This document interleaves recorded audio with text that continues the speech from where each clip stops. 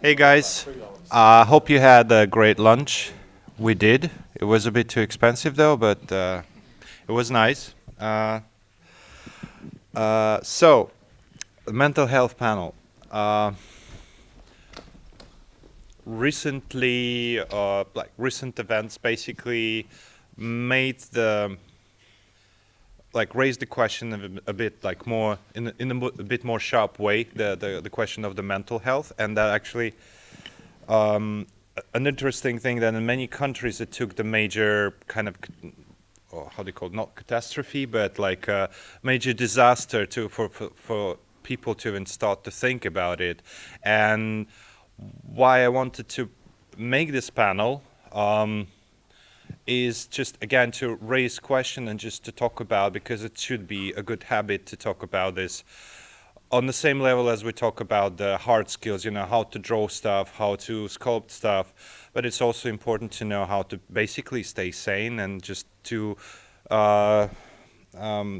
there's this word sustainability, but it's not in a ecological way, but sustainability, a sustainable approach to your own kind of a life, to your own work-life balance, so you could continue to be happy for a longer time. So to have this discussion where I'll have some artists that you already know complaining how miserable our life is. Hopefully talking about happiness as well, and to make this discussion at least to bring an educated kind of an angle to this discussion, we will have Camilla here from Remedy. She's a well-being manager. Hi everyone. Yes, so I even had some notes, you know, just to bring in some statistics. So there's a lot of young people here, and according to the question is really sharp right now, because according to the Mental Health Europe, MHA, the mental health problems among like people from 15 to 20 years old doubled during the pandemics. I don't even talk about most recent events, which made everything even crazier. So, and before the pandemics in Europe alone, there was like about 48 million of people having living with mental health issues. And a year ago already, just 1 year during the pandemic, it rose by 5 million. So it's like 89 millions right now. Depression levels so like increase up to 63%, 63.5%. Anxiety rose by 73%, and sleeping problems rose by almost 35%. So it's not just like a impression that everything like started to feel less happy. It's the actual statistics. So the main question here is, thank you for your list of questions that suggested, because it helped to build the structure of this conversation. So I'll just wait for the email to open. Yes.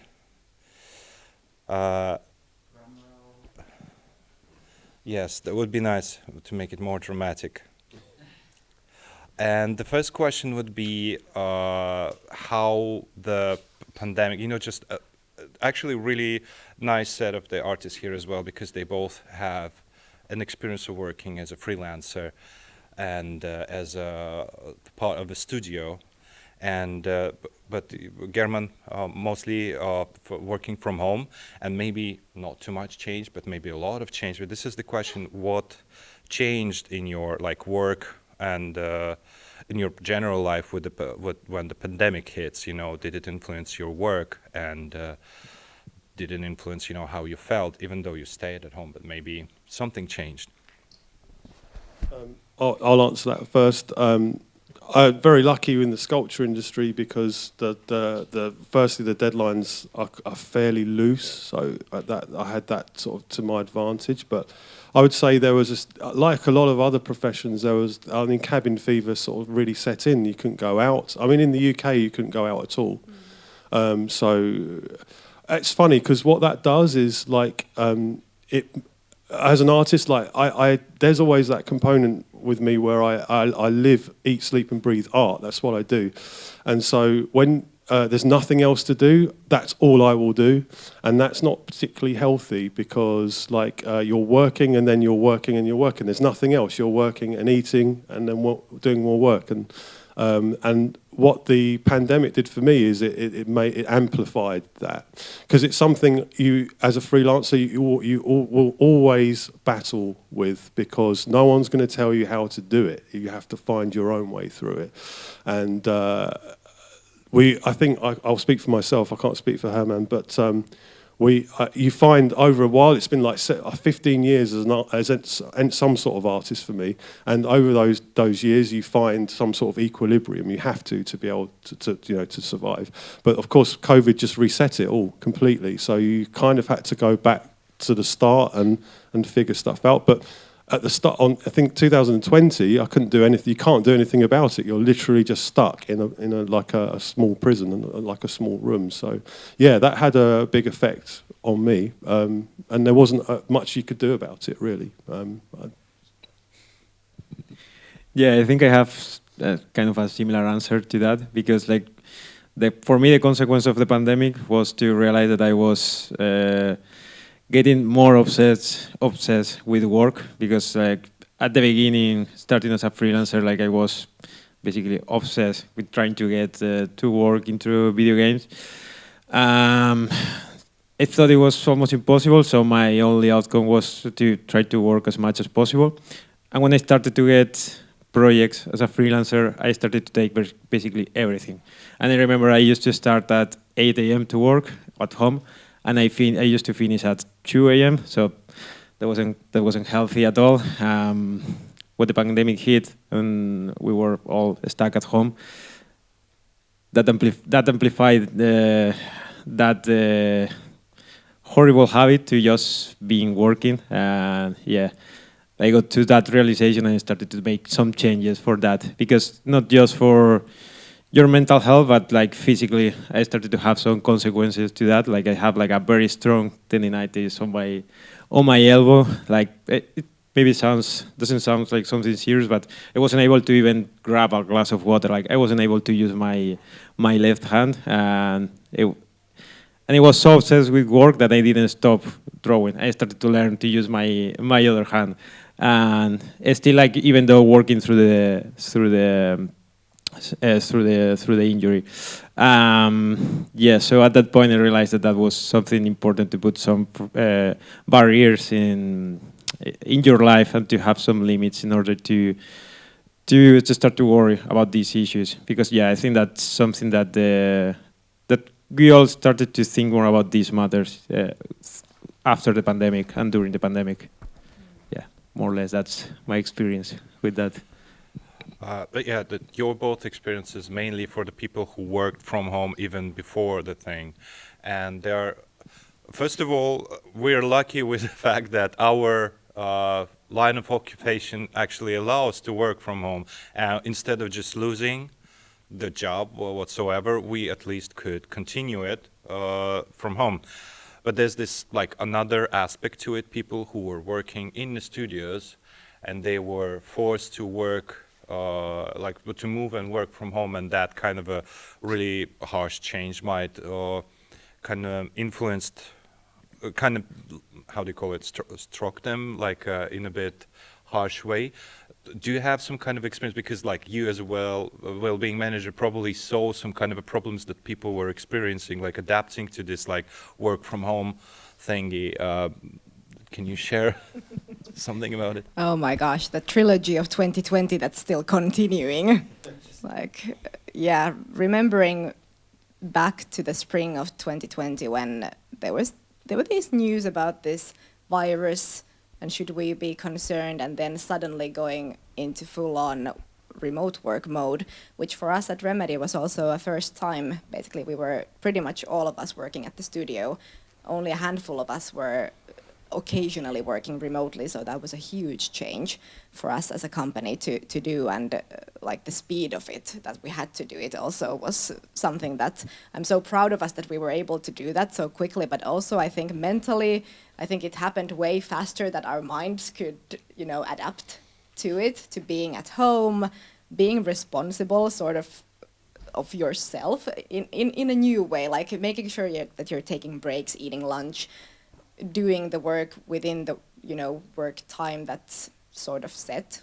Obviously there's flexibility in remote work, but there's this new responsibility that you have to take about your own well-being, as you said, that you have to create those own boundaries between work time and your own personal time, and that became really blurred, I think, during getting used to the pandemic situation of working remotely. Like people had to learn a new rhythm to the day when you didn't, for example, have commuting to break up the day between work time and your own personal time.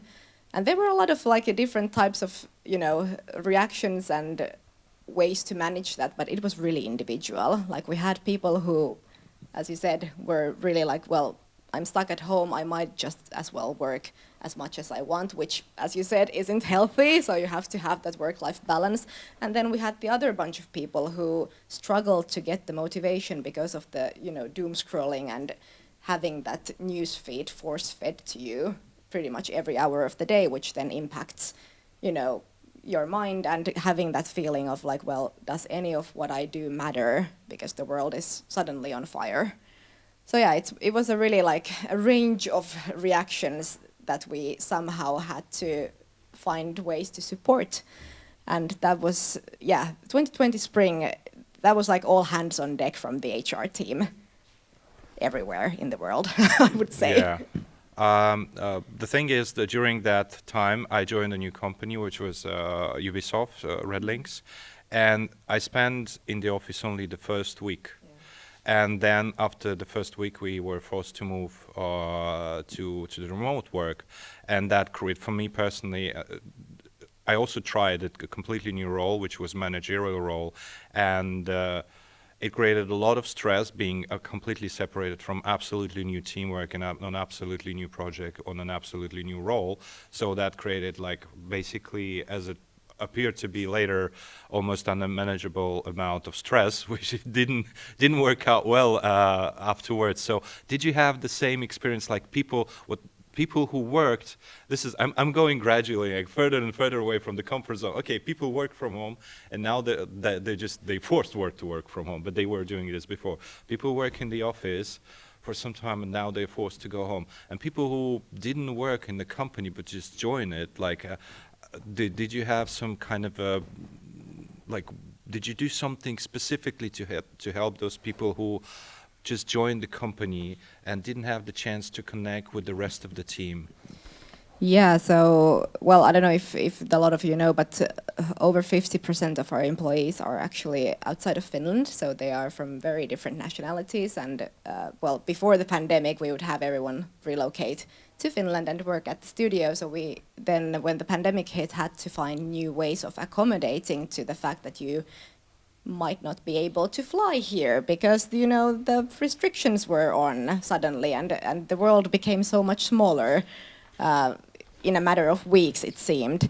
So there had to be a very thorough thinking of, the onboarding process, even if you're remote, and, shipping the gear to you if you cannot come here for X amount of months because you don't know when the restrictions will end in your own country. So there was that whole aspect of not just making sure that our Finnish employees were, set well at home, but also making sure that the new people, because we had new joiners throughout the pandemic, so we didn't really stop recruiting because of the pandemic, but had people joining us, and finding the ways to make them feel that they're included in the Remedy family, that was something that we really had to focus on. And yeah, Zoom was very helpful for that, but I'm pretty sure that by the end of 2021, people were pretty tired of having, Zoom events to, cover for some of the face-to-face events that we would have had otherwise, to make sure that people are feeling that sense of, getting to know other Remedians. So yeah, that was really something of a challenge, I would say.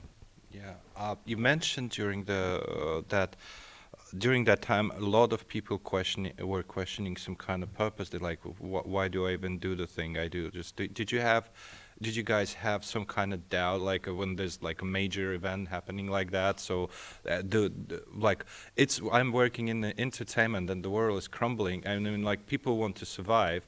Of course, like in terms of the business, it was actually an upscale. Like the game market grew during that time. It actually even inflated a bit, and after the pandemics we see like a decline.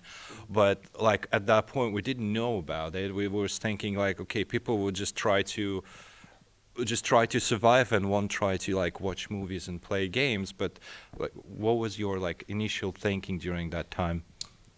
Well, firstly, that wasn't my experience at all because I'm not in the games industry. In fact, it was the opposite. So, not not being nasty about it, but no, it was basically because there's a Chinese component to the industry that we have. That, you know, a lot of our factories are based in China. Like the industry shut down completely for a long time, and that sort of made a lot of the pre-orders because there's a pre-order system that the large statue industry is based on, and a lot of people put their money in before the product is actually made. And what happened was all these people's money just was literally, all of these deadlines just pushed back and back and back.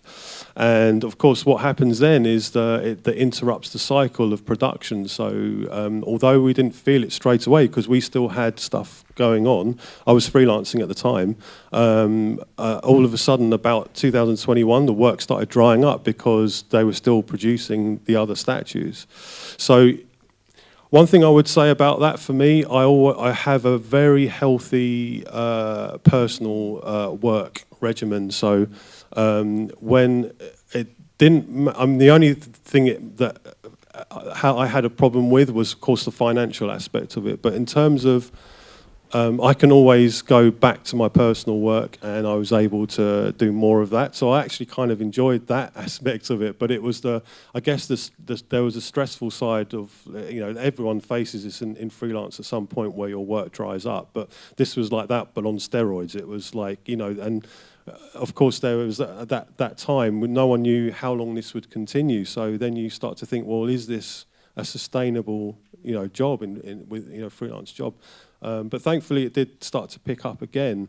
But actually, I don't know if people look at the news, but COVID's back in China again, so that could affect, again. So yeah, outside of gaming, there's like other interesting dynamics in the other creative industries that people don't perhaps consider.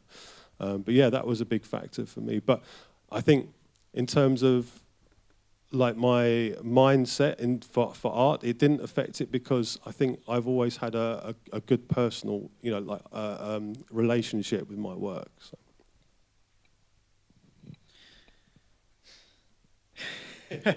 Go ahead.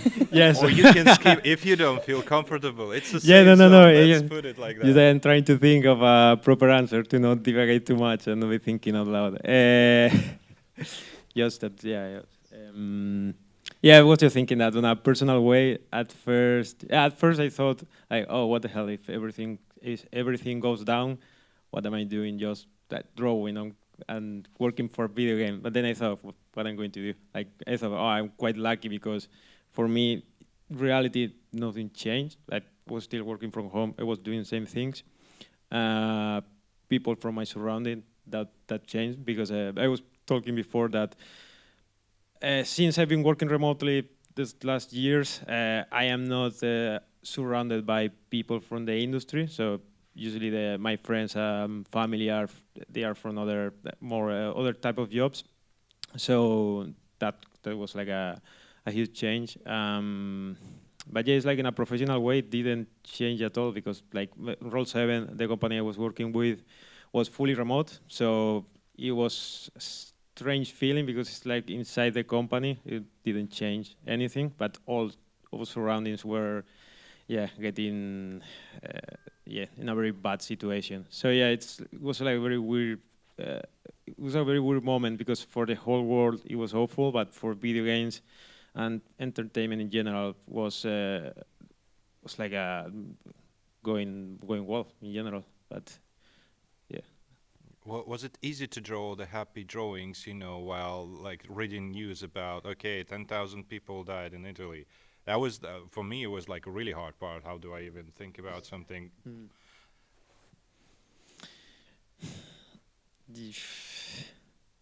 Well, how I'm going to answer that? uh, it's- yeah, I think at least for me, it's like I separate those two things, even if it's something happens on the world, because there's always bad news in the whole world. Like, it's That is not true. like so. I kind of separate that, even if it's something happening on a personal basis, because like, I have some like very difficult situations during the production of All Over the World, like huge things happening. For me, like I've been able to just keep working. Like I don't have an answer for that, but for me, it's like I'm able to separate that or being able to be still creative, which I'm just grateful for that. Yeah, that's a good note that it always something is happening, and even though we have an impression that we live in a time of like major changes in the world, it was always like that, and like it was happening before all the like a conflicts between major like in a Caribbean crisis is like the closest on the scale of the current crisis, I would say. So people were always living under pressure of the stuff, and with the internet right now is just like everything seems a bit closer to us. Yeah, that's true. But yeah, and in the end, I think that you have to you should try to focus on the good things. And for me, it was like, oh, I'm working on video games. It's such a luxury. So uh, just feeling grateful for that.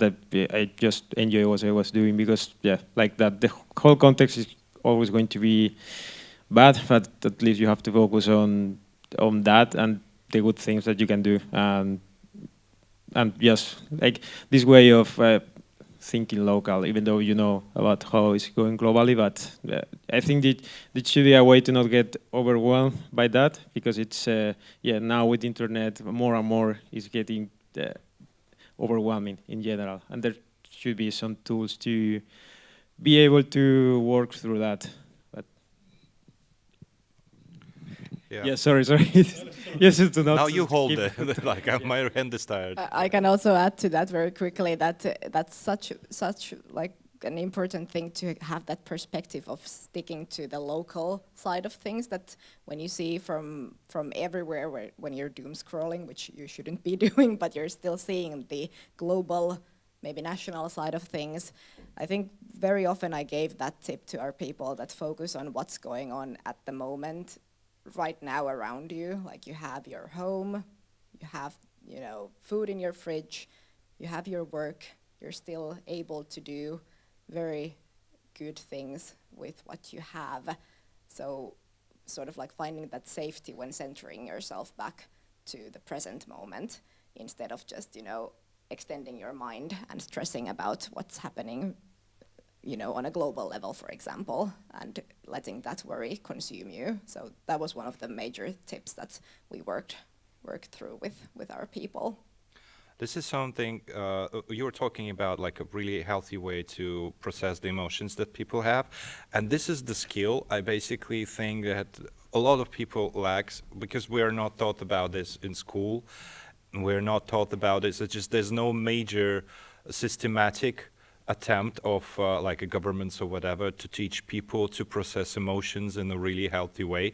And I think like a lot of problems that basically surround us, starting from really kind of everyday problem. We were discussing yesterday that when, for example, the COVID problem put a lot of pressure on the healthcare systems, and when people were asking for help but didn't get the help, like people who weren't like even COVID, having COVID, but just like something happened with you, you go to the clinic and you don't get the services you used to and the services you expect, and then you get frustrated. And some people who didn't understand that like this is a frustration. I'm not just like, it's not like a how do you call it, a rage that is I don't know, is when you feel like you're in the right and you can yell at the person basically, and this is like there was no understanding that it's a frustration and you're looking just for the target to let out this frustration, which is basically a healthy way to analyze your own emotions, and those are the skills that are not taught. Like, do you think like in your everyday work, like did you have to educate people on like ways to process their emotions in general? Yeah, I can blame our publishing team for throwing a nice idea that, hey, Camilla, you should do videos of all of these tips that you give to people. So I became a sort of a YouTuber internally for our company and posting just like weekly videos about well-being tips, whether they were like mental well-being or physical well-being or anything else. So yes, I was educating our people very much about these topics and pretty much mostly about the resilience and self-reflection, because I think that for many people this was the first like major crisis that they in this scale that they experienced. And if you haven't been this is going to sound a bit unfortunate, but like if you have been through some sort of major trauma in your life, you have some sort of a set of tools after that for dealing with, you know, harsher times. But if you've been lucky and you haven't been, you know, enduring something like that, then you weren't maybe as prepared for something like this, like knowing yourself that how do I react to difficult situations, to sudden situations where everything changes, and how do I cope in that? What are my methods of, you know, climbing back up from that, for example, state of anxiety or fear? So that was something I think that many people had to face for the first time. Yeah, before when I invited you to the panel, I shared like a link with you for the mental health panel, and there was a phrase that actually changed my complete perspective on the perception of our personalities. When there was a person who was really educated, was really interested in not even in psychotherapy, but in psychology, how in general like behavioral psychology works, and there was a phrase that our personality built mostly from the coping mechanism. So how did we deal with the hard situations in our life have a major impact on how we as a people. So that's why like having somebody nearby to help us to process those harsh times like have a major impact on how healthy we are mentally later on in our life. But we again like locked a little bit in this little little corner. So maybe you guys have some kind of questions or your story you want to share on the questions we already kind of asked. So about how the COVID influenced your personal experience working and what kind of problems you faced. How do you deal with those problems? And maybe you have some kind of opinion on what was already said here. This is Finland, and probably. Very, very typical. I think there was a raised hand. Yes. Yeah. Julia, yes. Like still forming the things I want to say in my head. Go. Okay, what could I start with? I think I have two questions. Well, when the pandemic started, I actually was like dealing with maybe some other traumatic events that have nothing to do with the COVID. And so I was not able to adapt I was not adapting to anything, let's say, neither of the situations. So I guess what you meant previously is that previous trauma helps only if you had time to process it. Yeah, so that was not fun. But another thing that came to my mind is that there were mentions that some of you dealt pretty okay with it because you had a good relationship with your work to begin with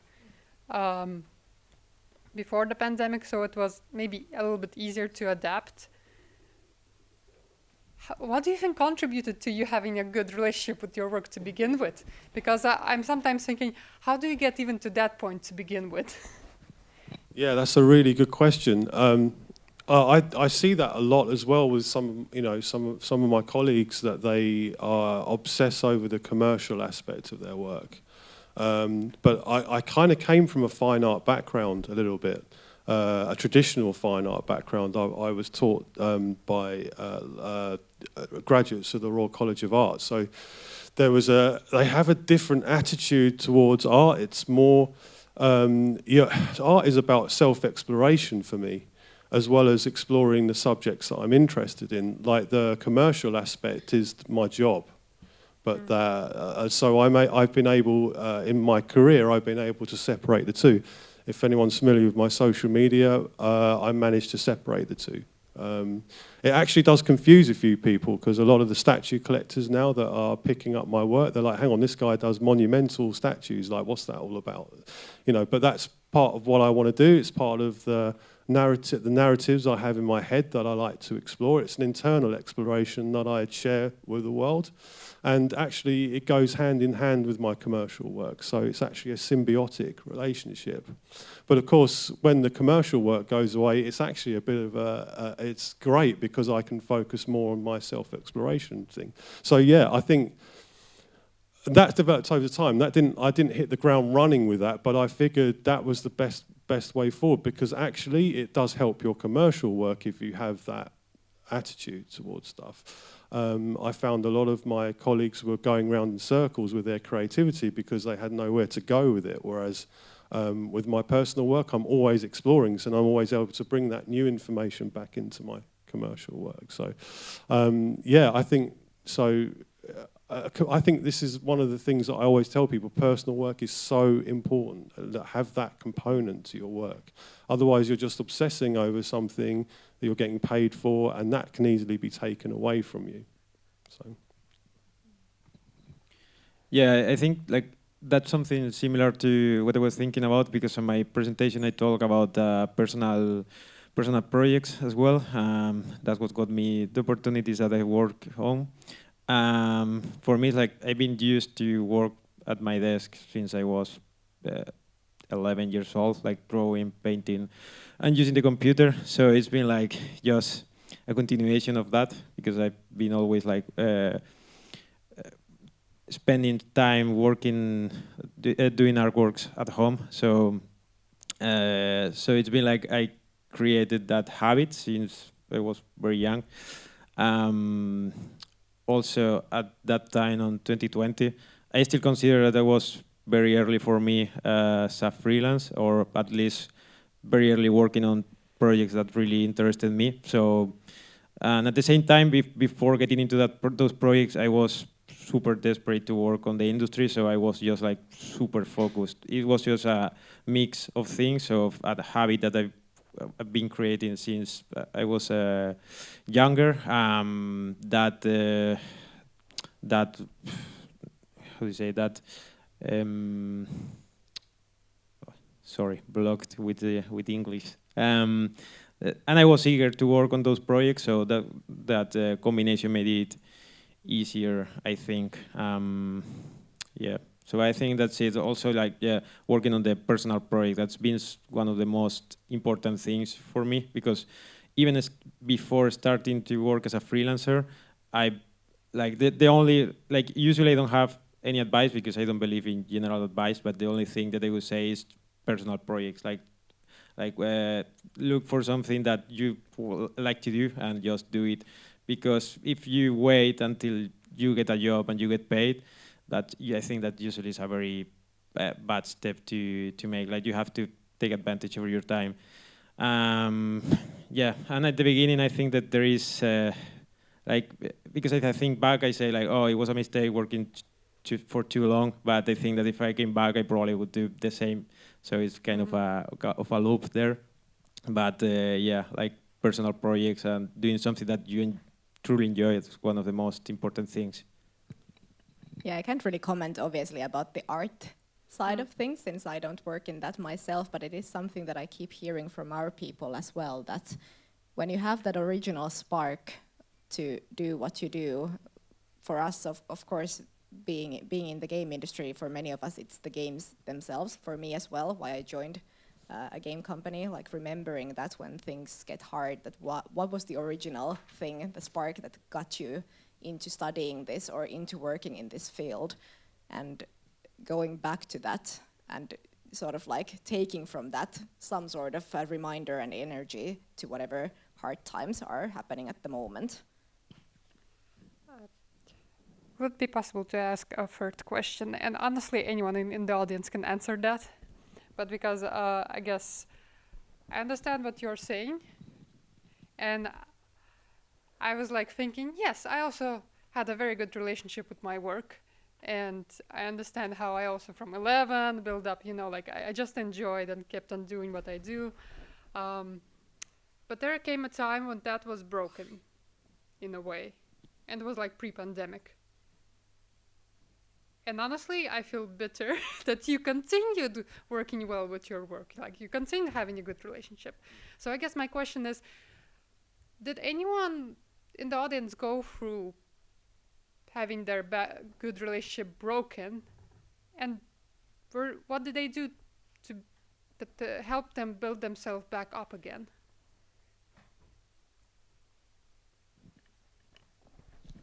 Thank you.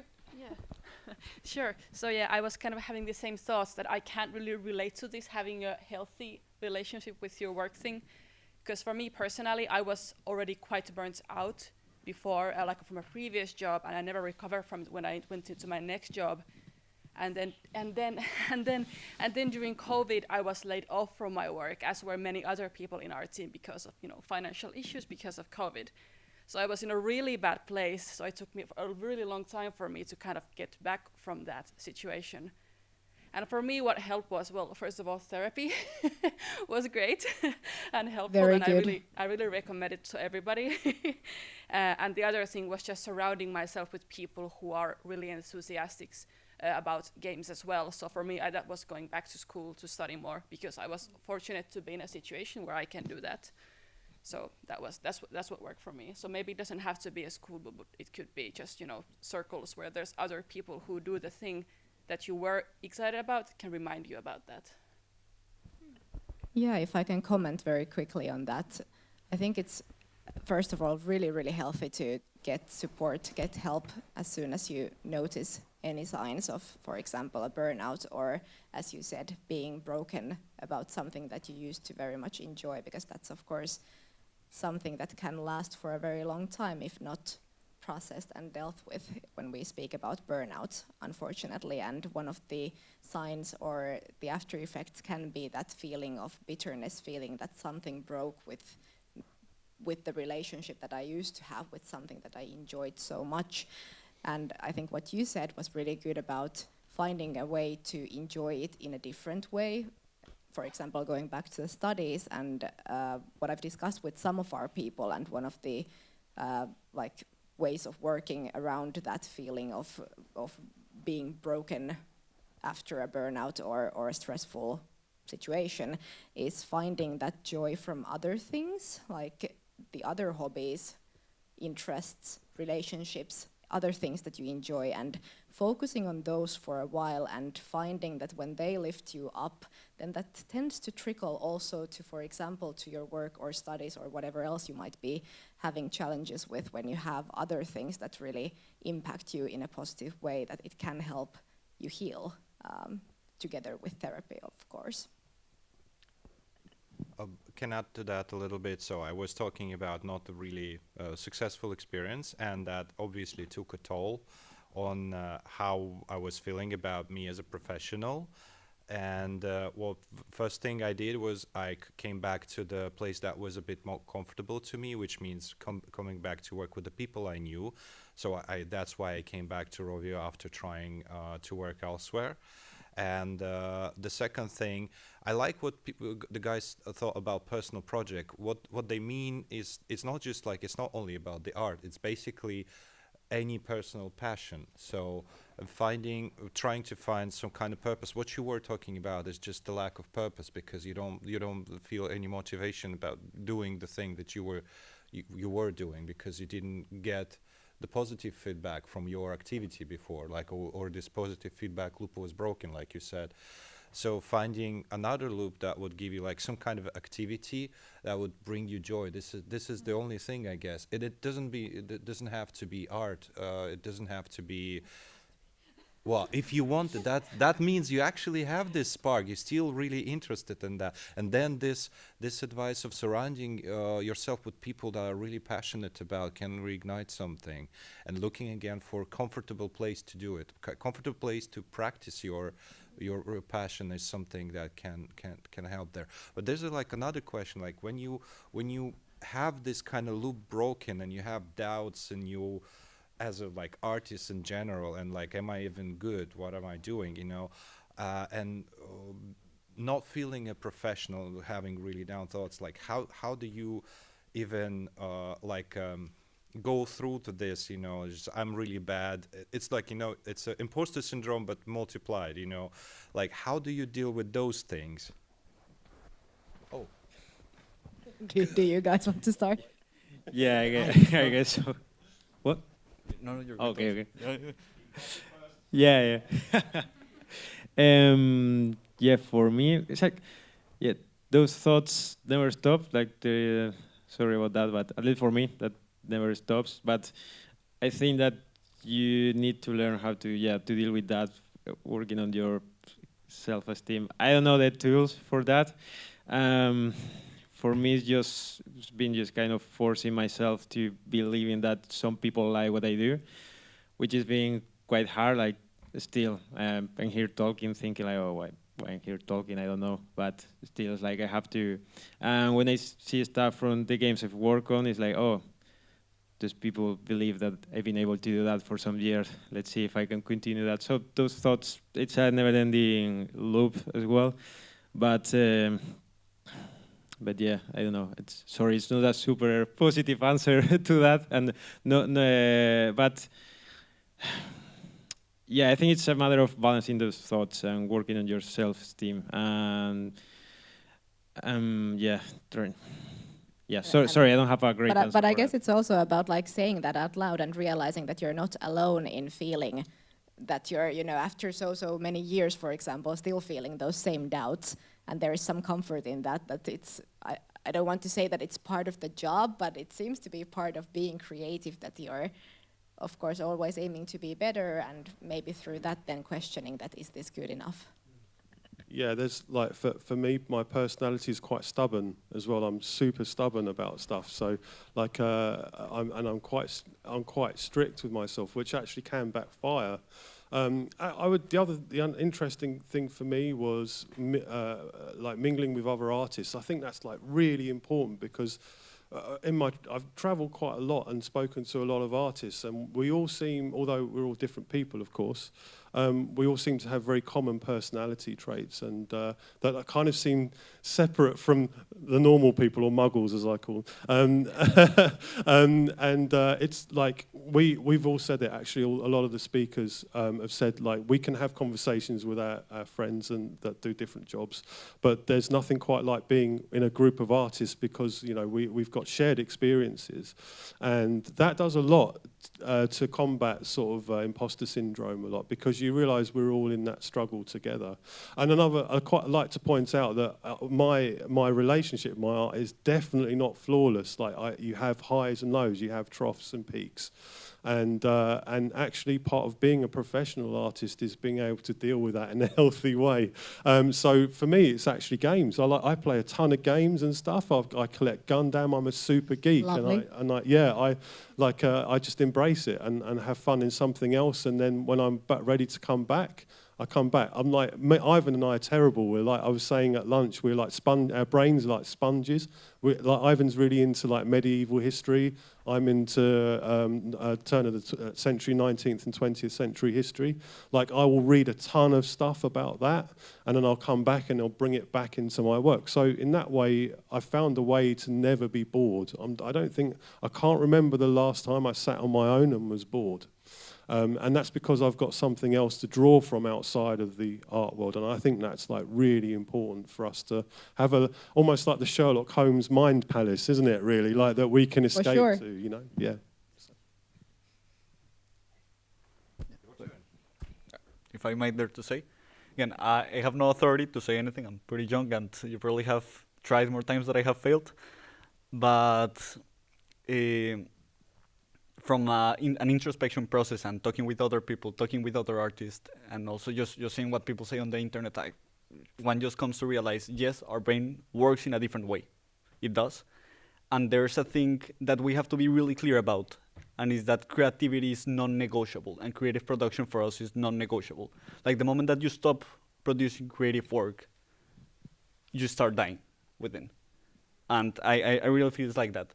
And the issue is that some traumatic experiences may really inhibit you from continuing producing that creative work, because it puts you in a bad position. It brings back certain emotions, certain memories or sentiments, whatever.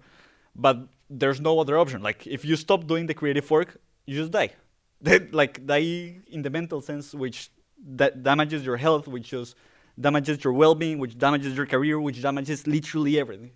So if we, and if I might dare to say again, no authority, but if we might dare to say something, it's just there's no other option.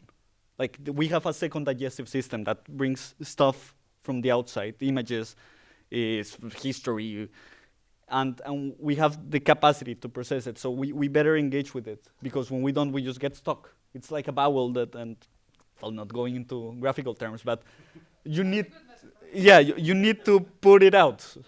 Yeah. Actually, it resonates with another thing. So we were talking about that we are built.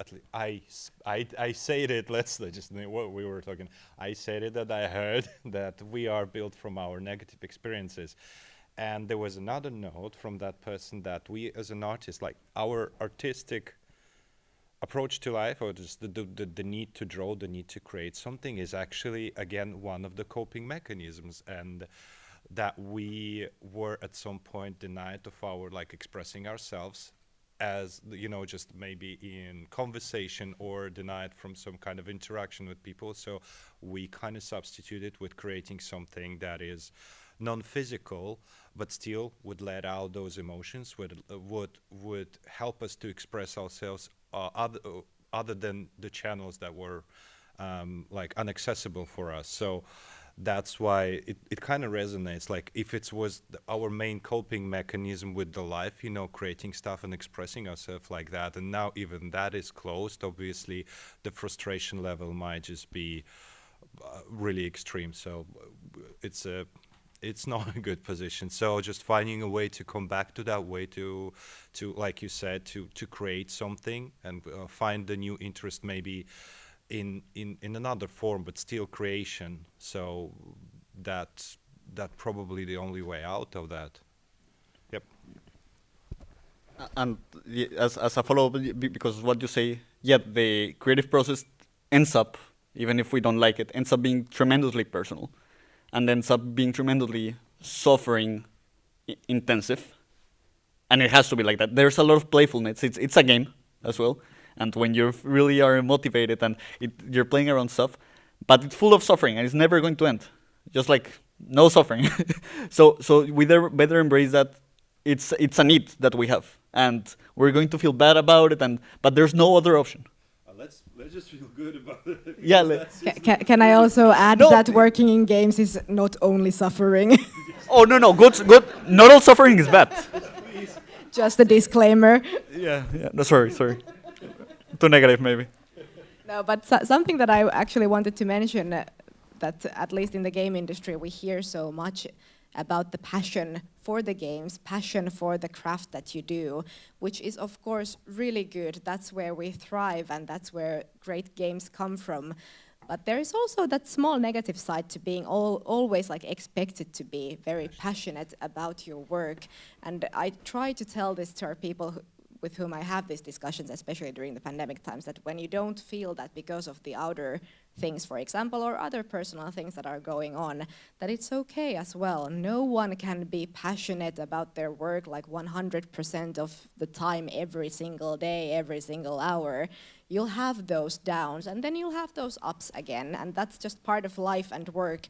But that it would be really good for you as students to realize that before you enter the work life, that it's okay to also have those non-passionate days, that it doesn't make you a worse artist or a worse employee, worse person, that's just the normal cycle of things, and you shouldn't feel bad about that.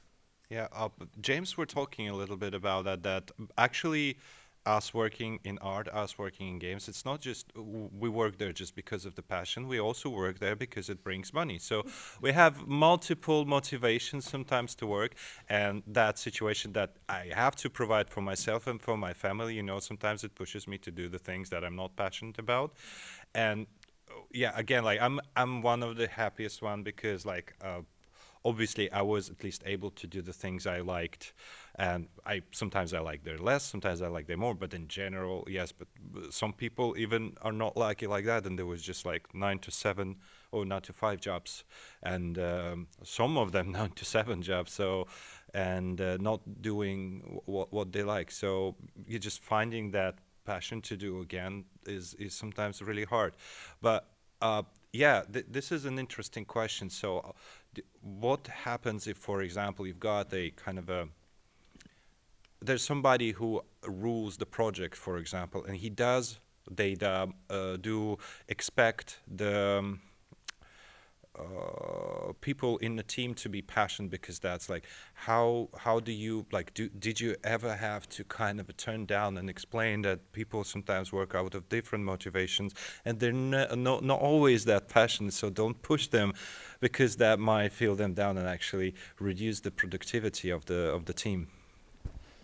Well, I can't speak for our executive producers, obviously, but yes, we of course had very like regular discussions, especially when the pandemic started and the whole world is burning theme came to everyone's brains at once, that we have to take into consideration that people's not just the passion but the productivity levels can really go down because of this, because we are processing a huge change in our lives with the, well, obviously like the surviving themes, like people hoarding toilet paper and whatnot, like essentials, but also like how is the world changing? Am I ever going to be able to travel? Will I be able to see my family who are living in a different country? Like what about this remote work? How do I make sure that I don't, just commit myself to work and forget my free time? Like there was a lot of things that we had to consider and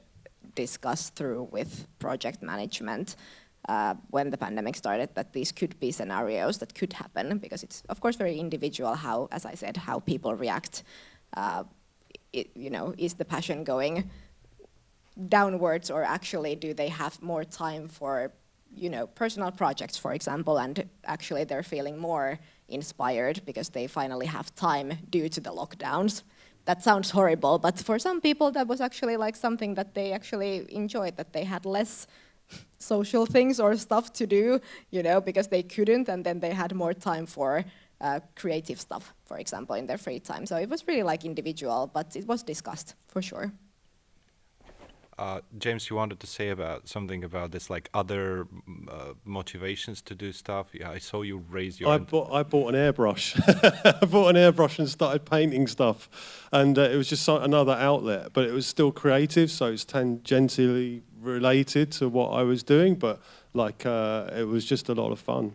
But one thing I would say as well about our passions and my experience with that and commerciality of our work, sometimes people will use your passion against you for your work. And I'm with it, you only really notice it with experience. And I don't know. Yeah, like I say, I've had it multiple times, and I guess the common way you'll encounter this is like, well, what you do for a living, you enjoy what you do for a living, so you should get paid less. And so there's a lot of that, you'll find that in work. You can't escape it. So the only thing you can do is make sure you value your creativity. Don't ever let anyone devalue your creativity. And yet this is the struggle we all have as artists, because artificial intelligence is coming, and it's going to devalue your creativity, or it's going to try and devalue your creativity quite a lot. And so as a community, we're going to need to find ways around that, not just technically, but emotionally as well, because that's a component of what we do. There is an emotional component, and a lot of people that don't do art don't understand that. So we need to make sure that they do. It actually resonates a little bit with what we were talking about yesterday, where it wasn't about mental health, it was about media responsibility. And again, we're coming to like capitalism is the is the most the biggest evil out there, you know. Yeah. Yeah, because in the end, I mean, these are jobs and these are companies. So let's not forget that there is a company in between trying to make profit of what you make. So like, that's an important point when we talk about passion and a company. I usually don't like those two words together because it's kind of evil. Yeah, exactly. Exactly. Like it's great to be able to work on what you love and still is your passion, but when it's about thinking about the company and well any type of company doesn't matter, it gets tricky because you should have, I think you should have a cold mind when you're thinking about these things and not get too passionate when you're thinking about what you love in relationship to a business or a production. Like that thing that's a very important point to make because usually something that happens with because it happens to me for art talents. Usually we are looking forward to be working on this. Like it's your dream to be working on something like this. It's super hard to get into this. So, and usually there are no conversations around some other important stuff. Because of this passion, there are some people that take advantage of students and people that are just starting on the industry. So yeah, like that's why I think that it's an important matter to keep in mind that the people who are employing you is a business. So usually, yeah, I separate art, and that's what I meant about personal projects. Doesn't mean, like Ivan said, it doesn't need to be art related. Could be anything, but like most of the cases, it would be something art related. So that's where I think about art itself. And when I'm working for a company, it's at the end it's a job. Like I'm doing something to earn money. It's still it's like feeling super fortunate that it's doing what I do, but still like it's still there is like paperwork, some business side of things, which sucks in general. Because usually, like if you like art, you usually don't care about those things, even though it's an important part of it, because you're just thinking about creating and this passion that you have inside. But I think it's sad, but it's something important to keep in mind when you're thinking about these things too. Yeah, I can definitely like add to that of course like being passionate about the creative work is one thing, but then when you work, for example, in games, unless you're working in a one-person game company and that one person is you are doing cooperation with other teams, and you'll have to have that balance of your own passion for your own creativity, but in addition to the overall direction of the project and what the others are doing as well. So there's a component of expectation management as well in that. This is the next question I wanted to ask. Since what you do at the work for a company, it doesn't seem like, oh, it's my own. So how do you manage that feeling of the ownership over the project? Because especially in a bigger team, you know, when you're just one small cog in a huge mechanism, you know, how do you because there should be some kind of a smart ways for project managers to distribute this ownership over the project, so people it's not like about you feeling passionate about. Sometimes they don't give you even an opportunity to be passionate about something, because you only can feel passionate if you feel that you can contribute and that your contribution is meaningful. So are there mechanisms for that, and can we, or even like being and just a hired force, you know, influence like the creation of those mechanisms in companies? That's a really good question. I see that our Miro is sitting up there and might be able to actually answer this much better from our company. But overall, I would say that at least giving plenty of feedback and the ability to show what you do, even if you're working from the most junior position and maybe not doing the most biggest stuff there is, but having that moment of pride and good feedback from your peers and from your supervisor can bring that feeling of I'm actually part of this. I'm creating along with the others, even if this, area isn't totally mine, or obviously there's a lot of people working in this project. But yeah, Miro, I don't know if you want to add something. I'm putting you in the spotlight, but yes. Yeah, let me bring you the blue cube. So that I don't say something that you completely disagree with.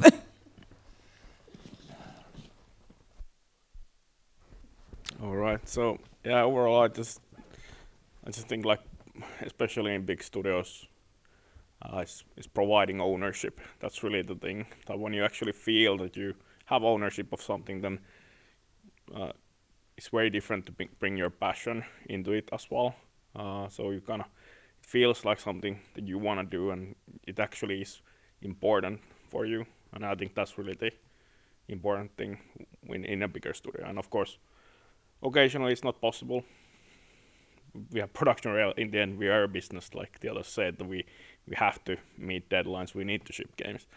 But I think that would be, or at least I hope, a lot of project managers have this mentality to be able to provide those chances when possible. Thanks for helping me out.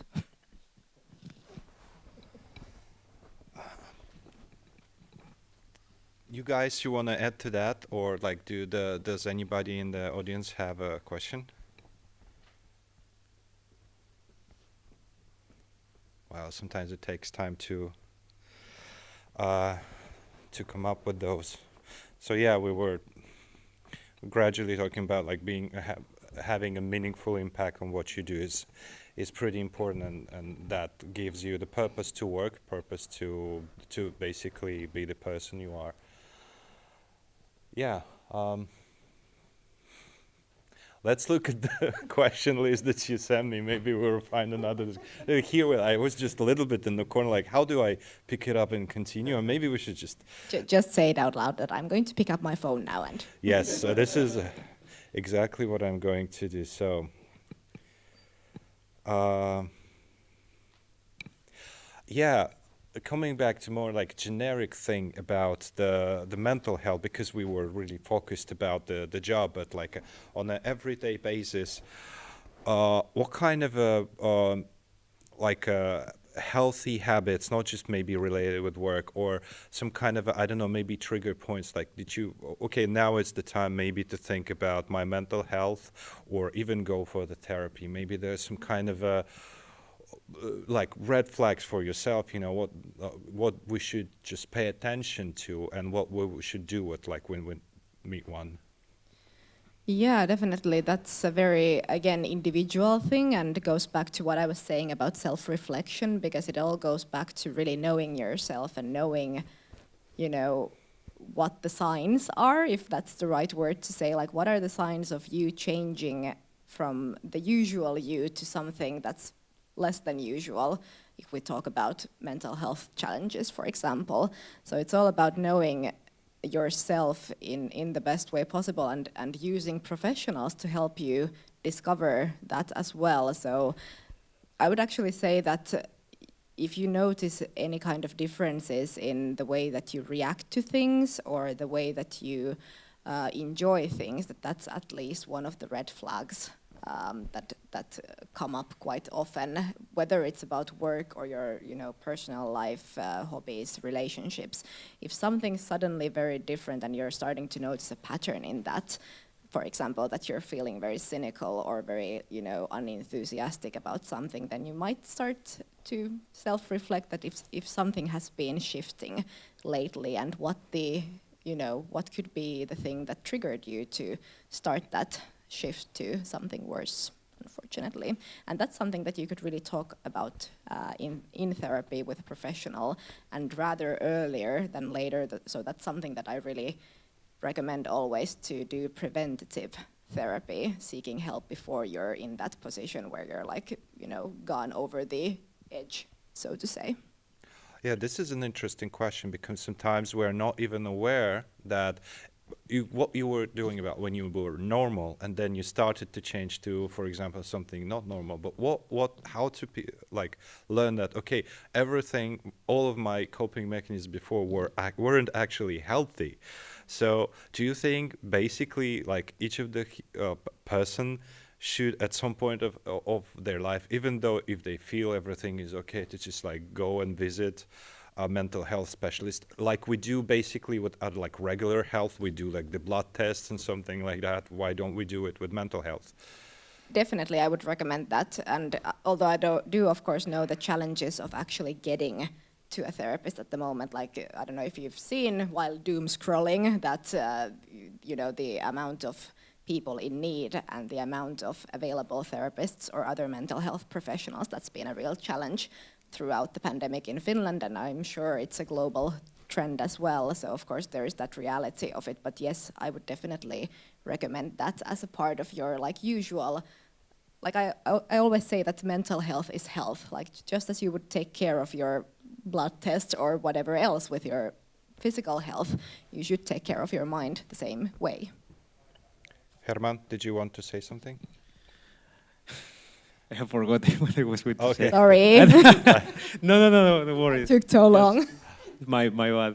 No. Yeah, also, like, I don't know, in Spain, like, the price of a therapist is, like, a huge barrier to entry, like, at least there. The same Like, here. yeah, like, that's, something that I discovered this year, and was like, okay, and now there's a taboo, and also, like, that's a huge thing that it's very hard for most people to be able to go there, and usually you can't go just once. You need to go a few times, and so that's really compounded. So yeah, like it's a huge, I think, a huge problem getting into those. Yeah, I think. Yeah, I think. I mean, I've literally been told, and again, this I think this helps to talk to other artists here as well. Like, because I've had problems in the past, and I've been told to get a real job. And like, you know, that's sometimes sometimes you encounter those attitudes and they're not helpful. And that's where I think speaking to people that have similar experience is fine. The other thing is that I've just started as an art director with XM Studios, and it's a small company, so they don't have, I'm afraid, someone like yourself that looks after people. But we are, and we are working remotely. So even though we have in-house sculptors, they are also remote. So they're in the Southeast Asia region. And as an assistant art director, I am in charge of them on their projects, and also mentoring them, because some of them are quite young and inexperienced artists in their own right. They're very talented, but they've not been doing it very long. And something that I've just encountered really is that there's a lack of communication, because there's a fear that they're going to get into trouble if they're not perceived as performing properly, or that they've done something wrong. And I'd like to, you know, a good man manager will listen. I think this is the key thing, and it's a skill that, like, it's like really thin on the ground in my experience. Like, you've got to really be able to listen. And I can't go into specifics, but I have encountered a situation where someone has just gotten themselves deeper and deeper into like a head funk, you know, like, and the project there, because the project they were on was so intense. And they didn't come to me and tell me about it. So as of course, as they're working externally, I can't see them. All I can see is them not giving me any updates on their work.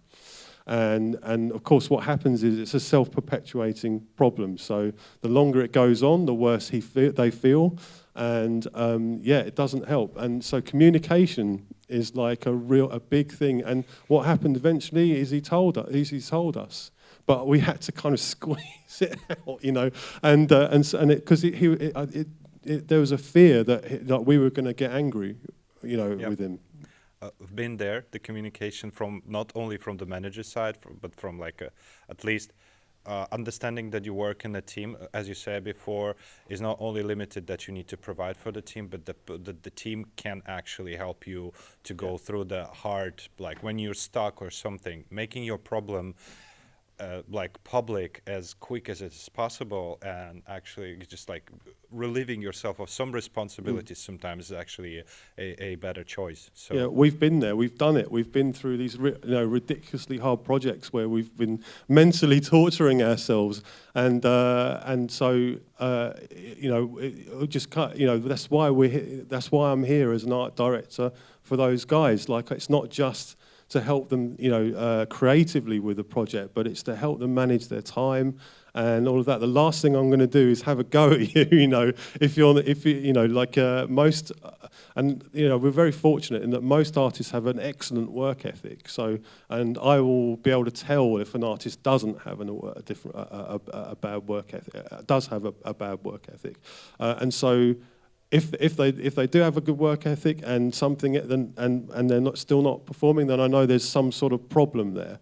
And the last thing I want to do is to just tell them off, because it's like that's counterproductive.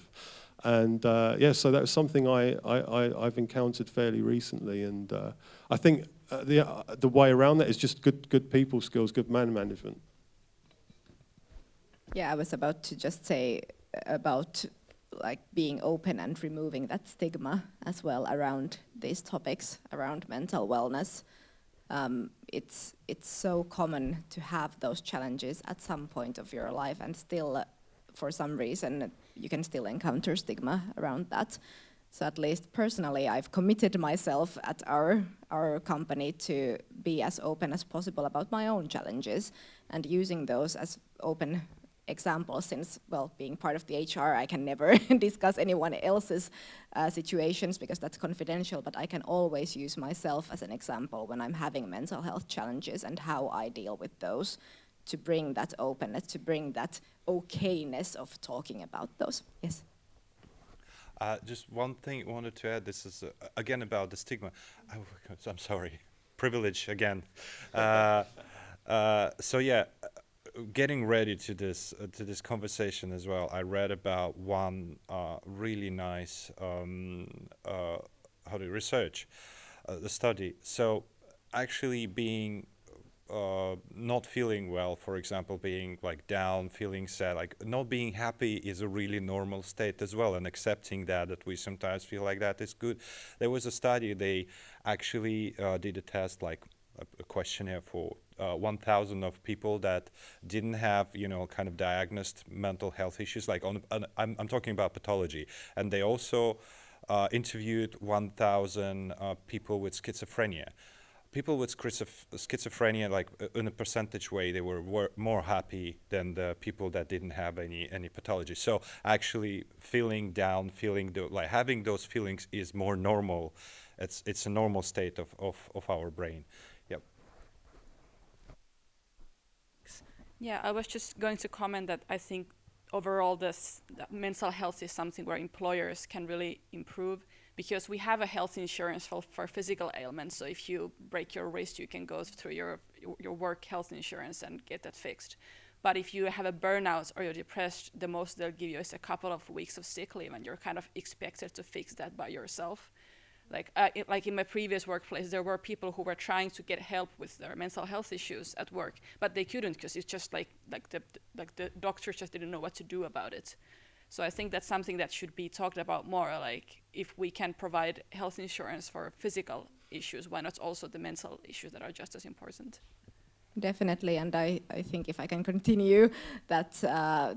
If there is something good about this 2020 trilogy of the pandemic, that at least these topics have been discussed much more, and the companies are, at least in my experience, taking more action to help people with the mental health side as well. We were lucky in the way that I myself have been there crafting our benefits and already had mental well-being benefits in place, which we then improved during the pandemic, but we already had some in place. But I think that this was a sort of a booster for some companies to actually take the first steps for mental health benefits as well. So there's at least that, if nothing else, good from this pandemic.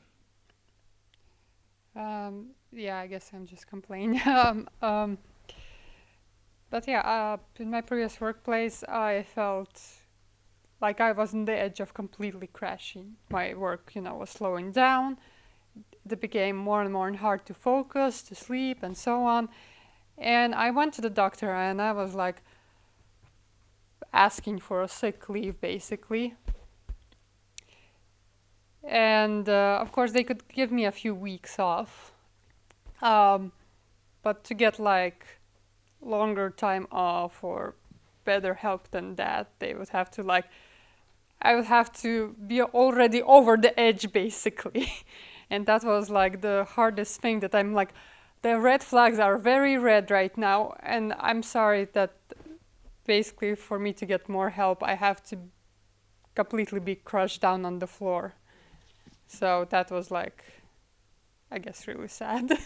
Yeah. Politicians in the auditorium, we need some changes, please. Definitely changes, and I'm so sorry that your experience has been that. And what I've said to people who have had some experiences from the healthcare side, similar to yours, is that it's always okay to change the professional. If you don't feel that you're getting what you need from them, then switch the doctor, switch the therapist until you find someone who is ready to listen to what you know of yourself. And I guess this is again me complaining. That's totally fine. But the situation was like when I got like a diagnosis redirection, lausunto to go apply to therapy. I could only manage actually doing that a year after I got the thing. So basically in the last moment until it expires. And then, it was basically like really hard to find a therapist, but it was in the pandemic situation, so understandable. And I basically went with the first thing that was available. So changing would be great, and I so many times was like, this is not exactly what works for me, but for now this is survival. And that's, I think, a very common experience, unfortunately, during the pandemic, when everyone was, I'm generalizing, but sort of like everyone was seeking for professional mental health support. And to me, it's all about, for the companies to make sure that there are different ways of supporting that. Okay, so if you have therapy benefit like we do, and in addition to that, what else can you offer that's a low threshold? Does that translate in English? Low threshold, matala kynnysin, yes, okay. Like low threshold ways of having help, like short therapy, where you don't need necessarily people with the same degrees that like official therapists, or other digital services instead of the physical meetings. At our company, for example, we also have me, so I work as a life coach there as well, so you can basically talk to me as well, which is just one example of like pre-therapy help for someone to listen. Obviously, I cannot help you in the way that the therapists do, but I can start the process until you get to the therapist as well. Mm-hmm. Yeah, it's a good question as well. Like if the therapy is, I know I probably speak loud enough. Yeah, probably. So if there's no therapy available, what other ways to get help? Well, basically the first thing that comes to your mind is friends. Also, I learned about culture houses in Finland. I never knew about it before yesterday. So apparently there's an organization. It's a non-commercial organization. It's I forgot, there was a specific term. It's like a peer assistance. So people who have the same problem, they kind of unite and try to find a new purpose, basically. So there are things like that. Maybe you know about something here that can provide this support for people for whom the therapy, being really expensive and just generally scarce, is not available. Well, as you said, like having good personal relationships is critical, I think, for having that nearby support. That if you have people you trust, it doesn't have to be family if you're not in good terms with your family, but your made-up family, so your friends, having those like very easy well, not easy, of course, the topics are difficult, but it's maybe easier for you to raise those with people you know and trust from your long-time friendships. if you feel hesitant to talk to a stranger. So it might be good to at least open up to someone, making sure that you're not alone. And I think that's the key thing here, just making sure that you won't be left alone with your thoughts and worries, whether it's to a professional or to a friend, that at least talk to someone who you trust. If you work in a company, reach out to your HR, obviously. Small advertisement for our team. But yes, obviously there are different kinds of helplines as well that you can use. Mieli ry, the Finnish Mental Health Association, if that's the right translation to them, offers, I think, round-the-clock helpline for calling in different mental health challenges as well. So that's at least one example from the top of my head for an organization that offers additional help to traditional therapy.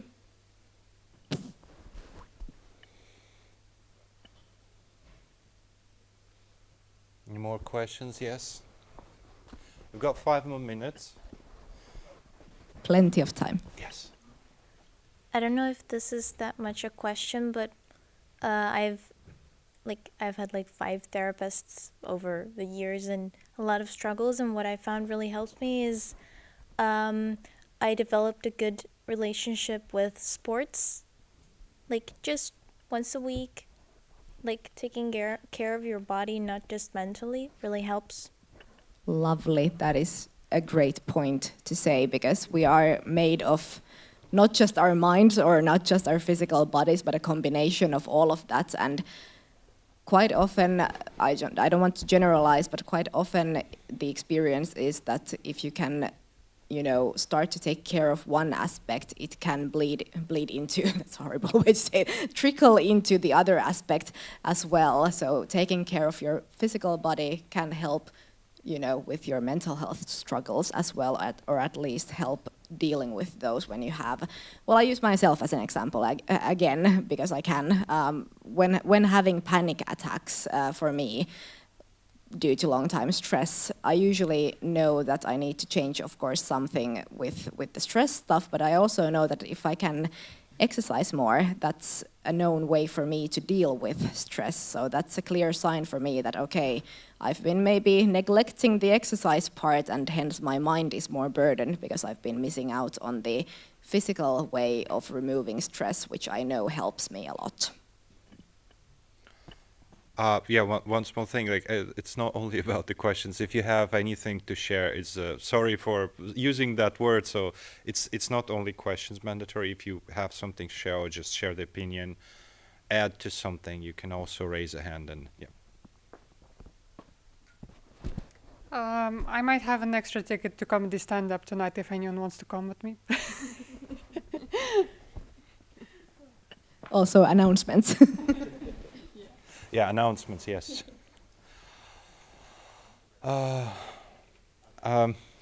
Okay, let's just try to wrap this up. I think it was actually really interesting, and I believe that this kind of discussions, the mental health panels, and which is the most interactive way to discuss things, should become like a really common thing for any event out there. And it's not only art events, I guess, like for any industry. So I will definitely try to incorporate the same kind of a mental health panel in the next theme park, which I also hope to do the next year. So yeah, and I hope that you guys heard something that would help you to go through, maybe if you're going through something hard, or like make your feel easier a bit about your past. I hope this helped. That was the whole purpose of this thing. So, and huge thanks to all the panelists here. Thank you. Was really nice. Thanks for having us. Thank you.